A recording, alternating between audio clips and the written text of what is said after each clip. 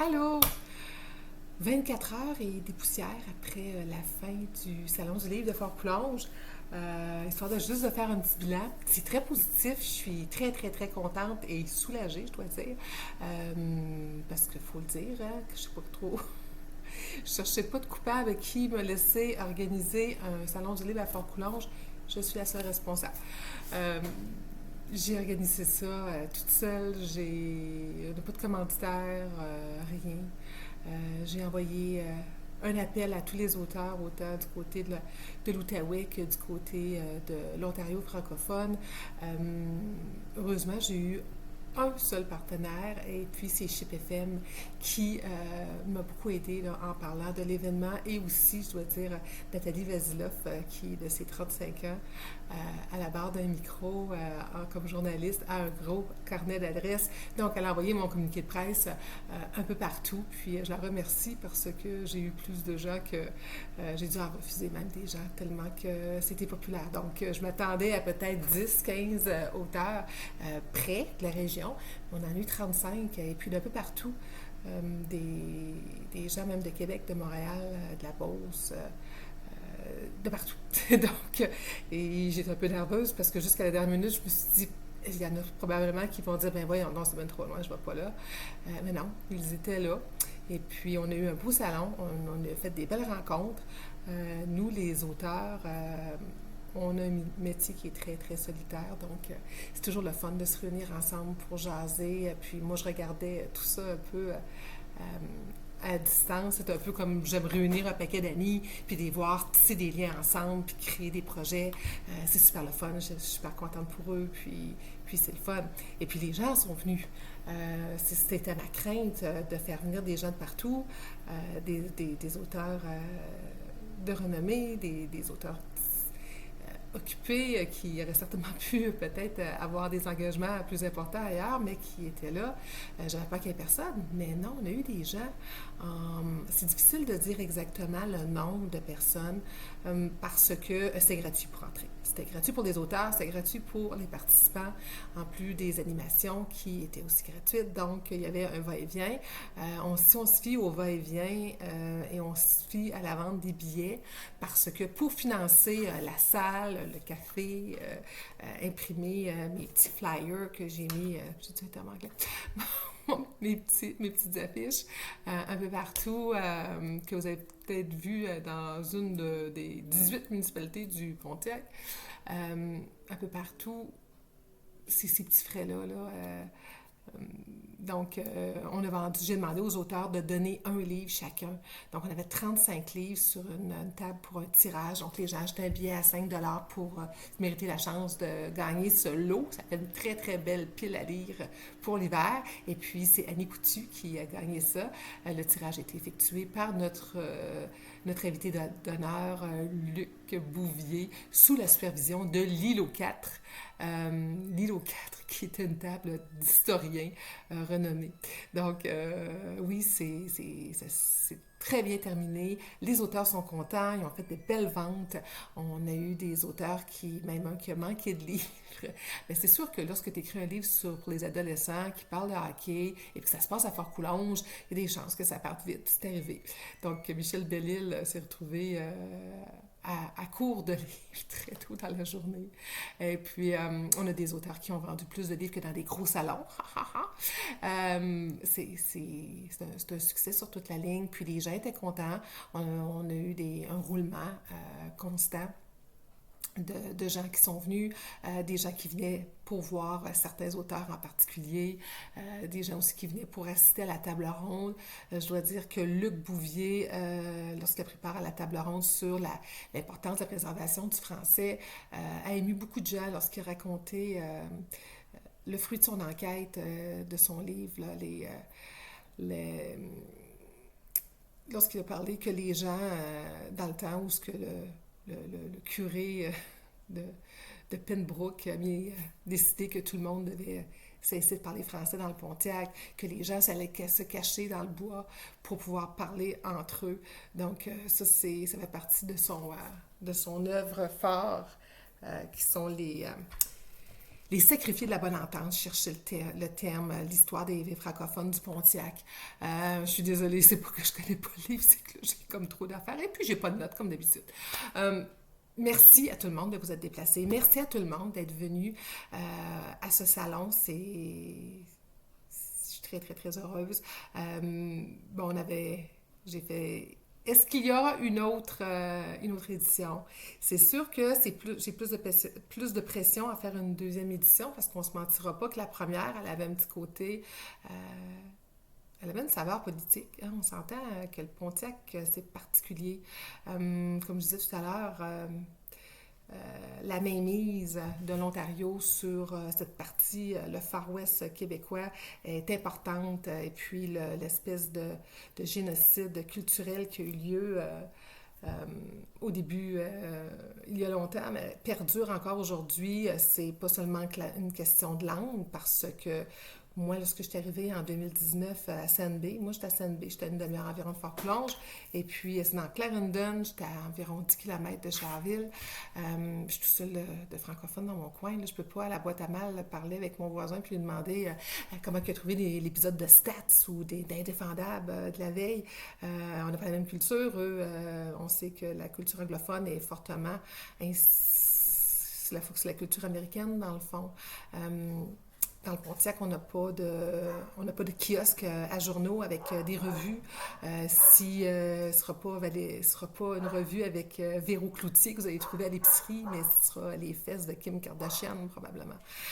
C'est surtout ces choses-là, parce que c'est pas la langue, oui, c'est notre langue, mais c'est notre culture, c'est notre ADN, c'est notre histoire. Moi, le samedi matin, je vais faire ma tournée, je vais à Charville, je vais voir Marco Franc, que je salue, notre pharmacien, au Famille Prix sur la 148. Marc, à tous les matins, emmène les journaux et des magazines à partir de Hall, il amène ça pour ses clients. Donc, je vais chercher mon journal de Montréal le samedi matin, je fais un brin de causette avec le pharmacien s'il y a du temps, il est très occupé. Et puis ensuite de ça, bien, je vais faire un tour à la SAQ où, là aussi, c'est obligatoire de parler français à la SAQ. Et puis, si je sors de là et puis je rencontre la SQ, bien eux aussi, ils vont me parler en français. Je dois dire que c'est peut-être pas un bon mix, hein? Pharmacie, SAQ et SQ, là, c'est faux dos, mais c'est tout. Si je veux parler en français, là, ça va s'arrêter là.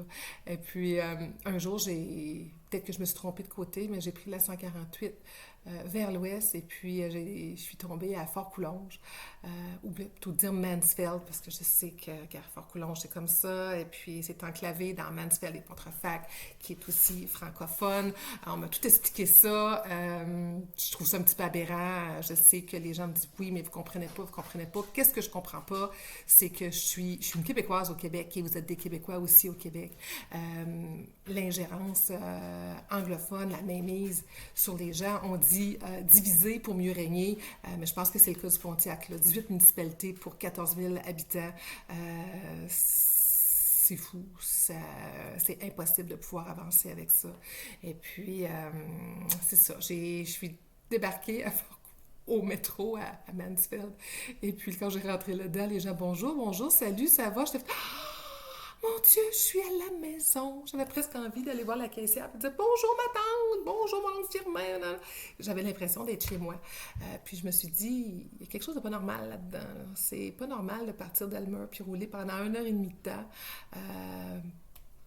Qu'il n'y a rien, absolument rien, aucun développement économique. Pourquoi?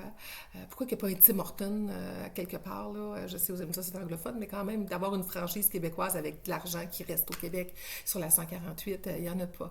Donc, je suis très, très, très heureuse c'est un pas en avant. Je l'ai senti avec les gens qui sont venus nous voir, qui sont contents qu'on a fait quelque chose pour les francophones. C'était pas de la malice, c'était pas... on n'est pas arrivé là pour se plaindre ou quoi que ce soit. On est arrivé avec la culture, un gros bouillon de culture. C'est la parenté qui s'est invitée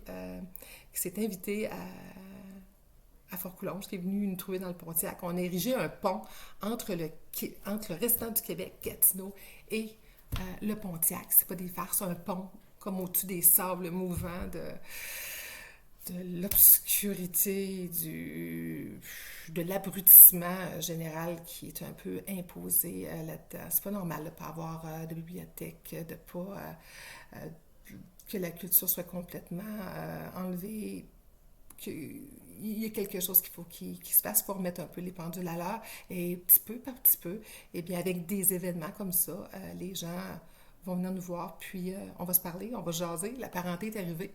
Et puis on va jaser, on va prendre un café, on en prend un avant de partir de Gatineau, puis rendu, on en a chez nous du bon pour ça. Donc, venez nous voir dans le Pontiac, ça vaut la peine. Une deuxième édition, c'est possible. Comme je dis, c'est plus de pression parce qu'en étant une première édition, bien, on avait beaucoup de... Les médias étaient intéressés de venir aussi pour le fait un peu politique de la chose. Radio-Canada a répondu à l'appel. Radio-Canada est toujours partout. Moi, j'ai toujours dit, je suis femme de militaire, donc déménager, je connais ça. J'ai toujours dit que je sois n'importe où au Canada, je dis ça à mes enfants, on va manger quand même du pâté chinois, puis on va regarder en regardant un jeu télévisé animé par Patrice Lécuyer. Ça, c'est notre culture, c'est partout.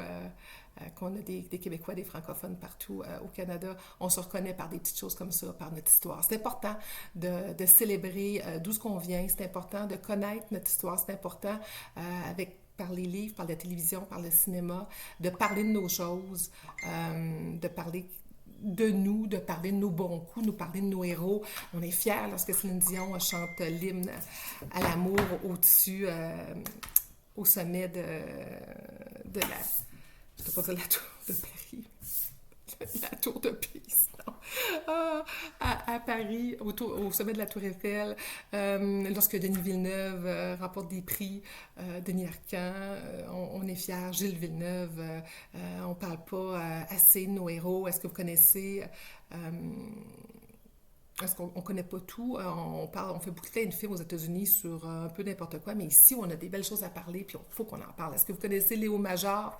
Non, googlez-le, vous allez voir que même Rambo n'arrive pas à achever de cet homme-là qui a sauvé un village des nazis à lui tout seul. Oui, c'est un Québécois, puis c'est un des nôtres, puis il faut parler de ces choses-là. Il faut parler de nos drames aussi, hein, que ce soit une inondation, que ce soit...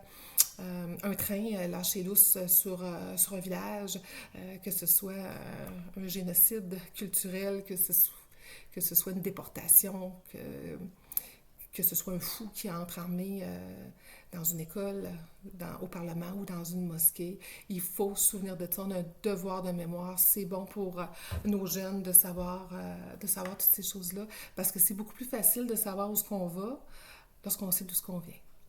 Fait que là-dessus, je vais arrêter de jaser. Je vous remercie encore et puis on se parle bientôt. Comme je dis, une deuxième édition probablement.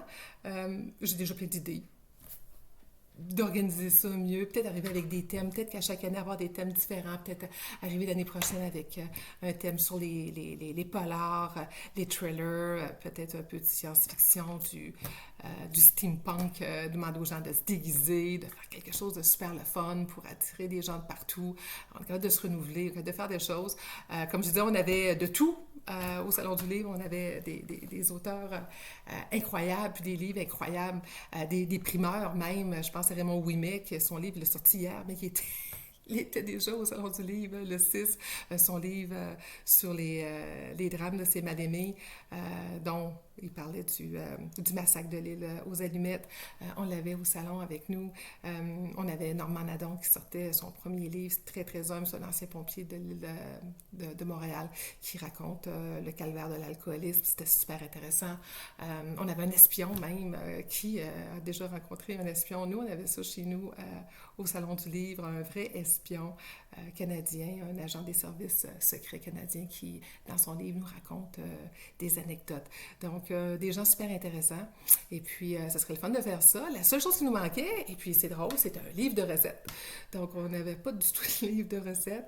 C'est quelque chose à penser. Déjà, je pense à quelque chose. Je pense à demander à toutes les cuisinières du Pontiac de nous envoyer leurs recettes pour faire un livre de recettes du Pontiac. Puis peut-être qu'avec ça, on pourrait s'en servir pour payer les fonds de la journée du prochain salon. Sait-on jamais, c'est une idée comme ça qui m'est apparue tout à l'heure. On se reparle bientôt. Merci beaucoup encore et puis à la prochaine.